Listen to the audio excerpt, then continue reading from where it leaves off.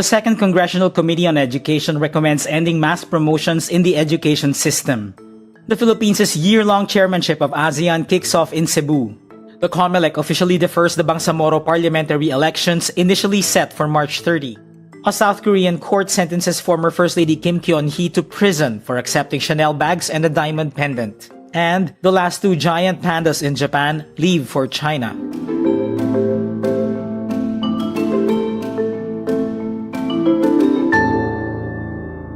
The Second Congressional Committee on Education recommends ending mass promotions in the education system. This is the practice of letting students progress to the next grade level even if they're unqualified.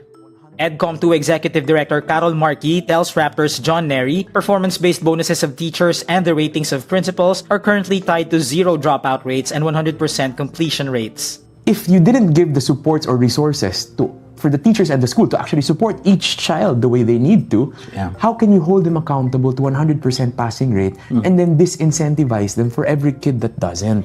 And so what happens is, if you have anyone who does not pass, the principal's rating goes down, the school's reputation is affected, and so now it becomes then a culture of, let's protect our name. Yee also says the burden to prove that students couldn't pass were on the teachers. Yung kwento ng mga teachers sa amin, para lang makapagbagsak sila ng isang estudyante, kahit na talagang hindi na talaga siya pumasok, talagang hindi siya nakakasagot ng exam, they had to comply with so many documentary requirements, provide so many proofs that they actually visited the house multiple times, conducted parent conferences multiple times, really tutored the kids. And so they're saying, why? Why are we penalized for actually giving genuine results for students who are really struggling and not doing well? The reality of mass promotions is reflected in results of academic assessments. Almost 90% of students entering grade 7 cannot read at their grade level, while only less than 1% of grade 12 students are proficient in their subjects. To address the problem, EDCOM 2 recommends changing performance metrics to be based on addressing learning gaps instead of promotion statistics. Watch In the Public Square with John Neri for the full interview on the state of our educational system. The Philippines' year-long chairmanship of the Association of Southeast Asian Nations kicks off in Cebu. From January 28 to 29, the 10 foreign ministers of ASEAN, led by Chairperson Philippine Foreign Affairs Secretary Maria Teresa Lazaro, will be meeting at the posh New Star Resort in Cebu City. The same complex will also be host to the ASEAN Tourism Forum, including the ASEAN Tourism Ministers meeting from January 26 to 30. Meanwhile, the Mactan Expo Center in Lapu-Lapu City is host to the ASEAN Travel Exchange happening alongside the ATF. This will be the first time in nearly 2 decades for Cebu to host major ASEAN events. Topics for discussion include regional issues in Myanmar and maritime security in the South China Sea.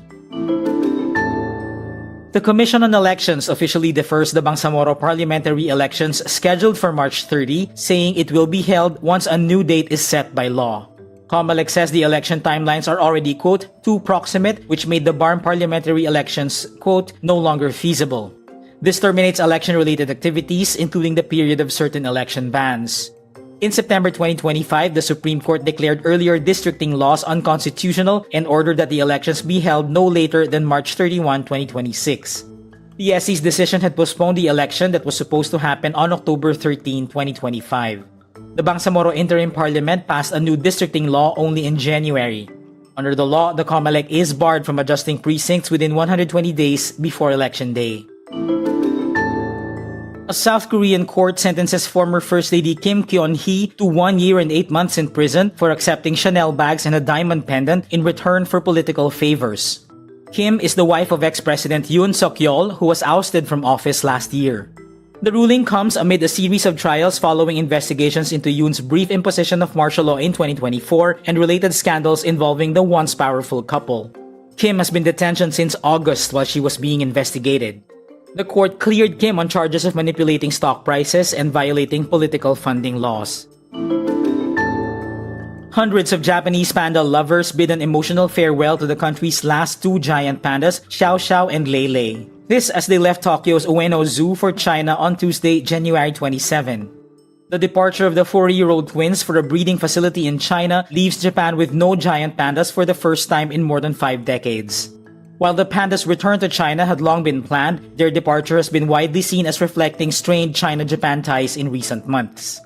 In November, Japanese Prime Minister Sanae Takaichi said a hypothetical Chinese attack on Taiwan could bring about a Japanese military response, triggering a furious response from Beijing, which views the democratically governed island as its own territory.